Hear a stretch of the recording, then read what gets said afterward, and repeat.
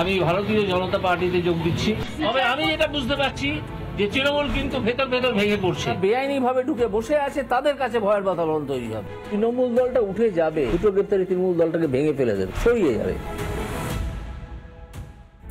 নমস্কার, রিপাবলিক বাংলার এই সুপার এক্সক্লুসিভ সাক্ষাৎকার, যে সাক্ষাৎকারের দিকে গোটা ভারত তাকিয়ে রয়েছে এবং গোটা বিশ্বজুড়ে যারা বাঙালি তারাও এই মুহূর্তে জানতে চাইছেন একজন মানুষকে নিয়ে।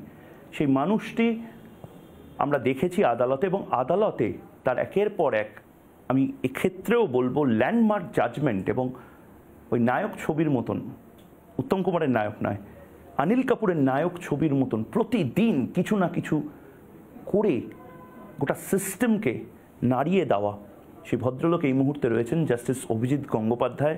জননেতা হিসেবে প্রথম সাক্ষাৎকার বলাই যেতে পারে, কারণ আপনি জননেতা হয়ে গেছেন। হাজারে হাজারে মানুষ রাস্তায় দেখছিলাম। আমি জানি না জননেতা হয়ে গেছে কিনা, আমি চাইবো যে মানুষের কাছে আমার বার্তা পৌঁছে দিতে। অভিজিৎবাবু, আপনাকে হোয়াটসঅ্যাপে আমি যোগাযোগ করছিলাম এবং গোটা বাংলার মানুষ, বহু মানুষ যোগাযোগ করছে। আমার অদ্ভুত লাগলো আপনার হোয়াটসঅ্যাপ স্ট্যাটাসটা, আমি এখনও দেখছি। সেখানে আপনার, যেখানে হোয়াটসঅ্যাপে আপনি লিখে রাখেন 2-3 শব্দ, আমরাও লিখে রাখি, সেখানে আপনি লিখেছেন, তবু দুনিয়াটা কিছু পাল্টানো গেলে পরে হয়তো বা কিছু হয়। হেমন্ত মুখোপাধ্যায়ের গান, প্রথম লাইন, এমন একটা ঝড় উঠুক কোনোদিন যেন কোনো ফুল আর ফুটতে না পারে। কোন ঝড়? ঝড়টা কি আসন্ন? 2024 আই অফ দ্য সাইক্লোন, আর 26-এ ল্যান্ডফল। আমার তাই মনে হয়, এটা আমার বিশ্বাস, এবং এটা আমি যেন টের পাচ্ছি। আপনি টের পাচ্ছেন? ঝড় আসার আগে একটা টের পাওয়া যায়, স্তব্ধ বাতাস। আমার কোথাও গিয়ে যেন মনে হচ্ছে যে আপনি মানে ঠিকই করে নিয়েছেন যে হেড অন ফাইটে যাবেন, মানে একেবারে একবজ্ঞাভাবে আপনি, পার্ডন মাই ওয়ার্ড জাস্টিস, আপনি অভিষেক বন্দ্যোপাধ্যায় এবং মমতা বন্দ্যোপাধ্যায়ের বিরুদ্ধেই লড়াইটা লড়ছেন। এটাই কি সত্যি? মমতা বন্দ্যোপাধ্যায়ের বিরুদ্ধে ব্যক্তিগতভাবে কোনো লড়াইয়ের প্রশ্ন নেই, কারণ মমতা বন্দ্যোপাধ্যায়কে আমি একজন সিজনড পলিটিশিয়ান বলে মনে করি, এবং তিনি যেভাবে সিপিএমের আক্রমণ প্রতিহত করে নিজে মার খেয়ে হসপিটালে ভর্তি থেকে মৃত্যুর মুখ থেকে ফিরে এসে যেভাবে বিরোধী রাজনীতিতে নেতৃত্ব দিয়েছিলেন, তাতে আমার তার প্রতি শ্রদ্ধাই আছে। অভিষেক বন্দ্যোপাধ্যায় এই নামটাও আপনি আমার সামনে আর করবেন না, আমিও এই নামটা উচ্চারণ করব না। একজনকে আপনি তালপাতার সেপাই বলেছেন। হ্যাঁ, তালপাতার সেপাইদের তালপাতার সেপাই বলতে হবে, এবং অনেক লোক আছেন তারা তো এই তালপাতার সেপাই বা সেই ধরনের, তারা তো কোনো রাজনীতিবিদই না, তারা ক্রিমিনাল। রাজনীতির মুখোশ পরে সব করে বেড়ান। অভিজিৎবাবু, আপনি যখন আপনার এই সিদ্ধান্তটি নিলেন এবং পদত্যাগ করলেন, তারপর রিপাবলিক বাংলায় প্রথম এই সাক্ষাৎকার, তার মাঝে অনেকগুলো ঘটনা ঘটে গেছে। তার মধ্যে থেকে আপনি প্রেস কনফারেন্স করেছেন, গোটা বাংলাকে আপনার কথা জানিয়েছেন, আপনি বিজেপিতে যাচ্ছেন এটাও বলেছেন। কিন্তু তার পাশাপাশি একটা খুব বড় ঘটনা কিন্তু এই মুহূর্তে, এখন প্রতি সেকেন্ডে হচ্ছে, সোশ্যাল মিডিয়াতে হচ্ছে, এবং এটাকে অর্কেস্ট্রেট করানো হচ্ছে। বিভিন্ন লোকে মেসেজ করছে এবং পোস্ট করছে একটা জিনিস, তৃণমূলের একটা বড় অংশ থেকে, আমি নির্দিষ্টভাবে বলছি, আপনার 80% রায়ের উপর নাকি স্থগিতাদেশ দেওয়া হয়েছে, হয় সেটা উচ্চ আদালতে চ্যালেঞ্জ হয়েছে, নয়তো বাতিল হয়েছে। সম্পূর্ণ মিথ্যে কথা। এটা আপনি যদি ব্যাখ্যা করে বলেন। সম্পূর্ণ মিথ্যে কথা। কোনো রায় আমার এখনো পর্যন্ত স্টে হয়ে পড়ে আছে মাত্র 2টো, আর 16টা মামলা, 19টা মামলা হাইকোর্টে ফেরত পাঠানো হয়েছে আবার পুনর্বিচারের জন্য ডিভিশন বেঞ্চের কাছে। সুপ্রিম কোর্ট তো ওখানেই খারিজ করে দিতে পারতো 19টা মামলা, করে দিত। 19টার অ্যাপিলেন্ট কে ছিল? স্টেট ছিল, স্টেটেরই তো হার হয়েছে। এখানে আমার জাজমেন্ট শুধু প্রথমে টেস্টেড হয়েছে ডিভিশন বেঞ্চে, বেশিরভাগ জাজমেন্ট। কোনো জাজমেন্ট তারা আশকারা পেয়ে গিয়েছেন, কিছু বড় উকিলের আশকারা পেয়ে সোজা হাইকোর্টে, সুপ্রিম কোর্টে চলে গেছেন। এসব তালপাতার সেপাইরা গেছেন, সুপ্রিম কোর্ট তাদেরকে পাত্তাও দেয়নি। শাহজাহানকে গ্রেপ্তারির ক্ষেত্রেও নাকি হাত পা বেঁধে রেখে দিয়েছিল। আপনার কথায়, যাকে আপনি তালপাতার সেপাই বলছেন, সে তো এই কথাও বলেছিল আজকে সিবিআই তদন্ত। মিথ্যে কথা, সে জানেই না। তার পেটে বোমা মারলেও বেরোবে না আইন সম্বন্ধে দুটো কথা। কি জানে? আইনের অকাক জানে? কিছু জানে না, অ্যাবসলিউটলি নীল।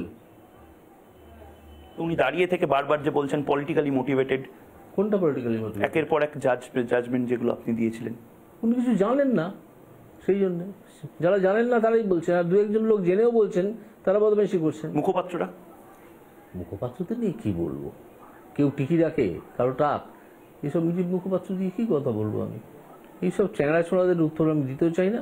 ওদের একমাত্র মুখপাত্র কুণাল ঘোষের সঙ্গে আমার খানিকটা পরিচয় আছে, মানুষটিকে আমার ভালো লেগেছে, এই পর্যন্ত আমি বলতে পারি। বিচারপতি গাঙ্গুলি, অনেকের প্রশ্ন এই মুহূর্তে যে হোয়াটস নেক্সট। আপনি অলরেডি সব কিছু ব্যাখ্যা করেছেন হয়তো প্রেস কনফারেন্সে, কিন্তু তারপরেও আমি জিজ্ঞেস করছি, অনেকগুলো সম্ভাবনা, মানে এটা নিয়ে মাফ করবেন আমাকে, কিন্তু এটা নিয়ে যেন বেট লড়া চলছে যে জাস্টিস গাঙ্গুলি বিজেপিতে দাঁড়ালে কোন সিটে দাঁড়াবেন। আমি একদম সরাসরি জিজ্ঞেস করছি, যার নাম আপনি নিতেও চান না মুখে, সেই ভদ্রলোকের বিরুদ্ধে আপনি ডায়মন্ড হারবার বা দক্ষিণ কলকাতায় কি দাঁড়াবেন? হ্যাঁ, নিশ্চয়ই, কেন দাঁড়াবো? যদি বিজেপি আমাকে বলে ফাইট করতে, অভিষেক বন্দ্যোপাধ্যায়ের বিরুদ্ধে জাস্টিস অভিজিৎ গাঙ্গুলি। কি অভিষেক বন্দ্যোপাধ্যায়? অভিষেক বন্দ্যোপাধ্যায়টা কি? একটা দলের জেনারেল সেক্রেটারিকে আপনি তুচ্ছতাচ্ছিল্য, মানে একেবারে। না, আমি জানি না কি অভিষেক বন্দ্যোপাধ্যায়। আমি যে একটু আগে বললাম এই ধরনের নাম করবেন না আমার সামনে। একজন দুষ্কৃতকারীকে নিয়ে আলোচনা করবো নাকি আমি? আপনাকে এইটুকু তো মনে রাখতে হবে যে আমি কিছুক্ষণ আগে পর্যন্ত হাইকোর্টের জাজ ছিলাম। আমি একটা দুষ্কৃতকারীকে নিয়ে আলোচনা করবো না। আমি আলোচনা করতে পারি, মমতা বন্দ্যোপাধ্যায় যদি আমার সম্বন্ধে কিছু বলেন, আমি তার একটা কোনো প্রতিক্রিয়া দিতে পারি। এদের সম্বন্ধে কি প্রতিক্রিয়া দেবো? জাস্টিস গাঙ্গুলি, এই যে বারবার এই ন্যারেটিভটাকে আমি আবারও কেন বলছি, কারণ অনেকে আছেন যারা হাইকোর্টেও হয়তো যাননি, অনেকে লোয়ার কোর্টেও হয়তো জজ সাহেবের সামনে পৌঁছাতে পারেন, এরকম মানুষও তো বাংলাতে আছে। প্রচুর। এই মানুষগুলোকে যদি বুঝিয়ে দেওয়া হয়, দেখো এই ভদ্রলোক যে বিজেপিতে দাঁড়িয়েছে, যে ভদ্রলোক বিজেপিতে এসেছে, সেই ভদ্রলোক অভিষেক বন্দ্যোপাধ্যায় বা অন্যান্য নেতা আমাদের তৃণমূল কংগ্রেসের, তাদেরকে ফাঁসানোর জন্য এটা করেছিল। এইটাকে কি করে কমব্যাট করবে দল? এটাকে কি করে কমব্যাট করবে জাস্টিস অভিজিৎ গাঙ্গুলি, যিনি এখন সংসদীয় রাজনীতিতে? মামলার যে তথ্য, সেগুলো তো পাবলিক রেকর্ড, সেগুলো থেকে তো জানা যাবে যে আমার রায় কোন তথ্যের ভিত্তিতে হয়েছিল। সেটা যতটা সরলভাবে সম্ভব মানুষের সামনে এনে দেব। এখনো খোঁজ চলছে যে মাথাটা কে, টাকাটা কোথায় গেল। মাথাটা কে এখন তো আপনি মানে না, সে তো মাথা তো আমি জানি না কে, খোঁজ চলছে মাথা কে। মাথা তো একটা আছেই, ধরা পড়বে। আমার ধারণা ধরা পড়বে, আজ নয় কাল। এই সিদ্ধান্তটাকে কি হঠকারী সিদ্ধান্ত বলবো, না ওয়েল প্ল্যান্ড বলবো, না দীর্ঘদিন ধরে ভাবা সিদ্ধান্ত বলবো? কোনটা? পলিটিক্সে জয়েন করা আর 5 মাস পরে পলিটিক্সে এলে, মানে হঠকারী সিদ্ধান্ত তো নয়, ওয়েল প্ল্যান্ডও আপনি বলতে পারেন না, কারণ আমি আগে কিছু প্ল্যান করিনি। আমি যখন দেখলাম যে এই দুষ্কৃতী দলদের মুখপাত্র তারা দিনের পর দিন অপমানজনক মন্তব্য করে যাচ্ছেন, যা বলা উচিত নয় জুডিশিয়ারি সম্বন্ধে বা জাজ সম্বন্ধে, সে সম্বন্ধে তাদের কাণ্ডজ্ঞানও নেই, সেগুলো বলে যাচ্ছেন, আমি সেগুলোকে ধর্তব্যের মধ্যে আননি, না এনে আমি আমার কাজ চালিয়ে গেছি। তারপর আমার মনে হলো যে তারা যখন এত আহ্বান করছেন যে খোলা মাঠে আসুন, ময়দানে, রাজনীতির ময়দানে আসুন, সেই চ্যালেঞ্জটা অ্যাকসেপ্ট করলেন? ওটাকে আমি চ্যালেঞ্জ বলে মনেই করি না, ওটা তারা একটা আহ্বান জানাচ্ছিল ঠিকই, তারা বলছিল, তাদের কাছ থেকে অনুপ্রেরণা পেলাম, ঠিক আছে যাই। এবার আপনি ধর্ণা মঞ্চে যাবেন? চাকরি প্রার্থীরা যারা ঈশ্বর মনে করে আপনাকে এখন, তাদের কাছে যাবেন? দেখুন, চাকরি প্রার্থীদের ধর্ণা মঞ্চ সম্বন্ধে আমার নিজস্ব রিডিং হচ্ছে যে এই ধর্ণাটা দেওয়ার কোনো মানে হয় না, এটা আমি আগেও বলেছি। এরা কেন ধর্ণা দিচ্ছে এখনো পর্যন্ত তাও আমি জানি না। এদের যদি সত্যিই চাকরি পাওয়ার কোনো সেই সম্ভাবনা থাকতো তাহলে তারা কোর্টেই আসতো। ওই ধর্ণামঞ্চ থেকে এসে কোর্টে এসে চাকরি নিয়ে একাধিক লোক চলে গেছে, চাকরি করছে। তা ধর্ণামঞ্চেরা বসে আছেন কেন? ওদের ধারণা কিছু তৃণমূলেরই কিছু লোক আছে ওখানে, তৃণমূলেরই কিছু দালাল টাইপের লোক আছে, তারা ওইটাকে চালাচ্ছে কোনো কারণে, যদি তালে গোলে মালে একটা কোনোভাবে চাকরি পেয়ে যায়। মানে আপনি বলছেন চাকরি প্রার্থীদের আন্দোলনের মধ্যে তৃণমূল কংগ্রেস ইনক্লুড করে ফেলেছে, ভেতরে ঢুকিয়ে ফেলেছে ট্রোজান হর্স? অবশ্যই, অবশ্যই। এবং আন্দোলনটাকে ভেঙে ফেলতে চাইছে? না, আন্দোলনটাকে ভেঙে ফেলতে চাইছে না, কিন্তু এই আন্দোলনটাকে জিইয়ে রাখছে।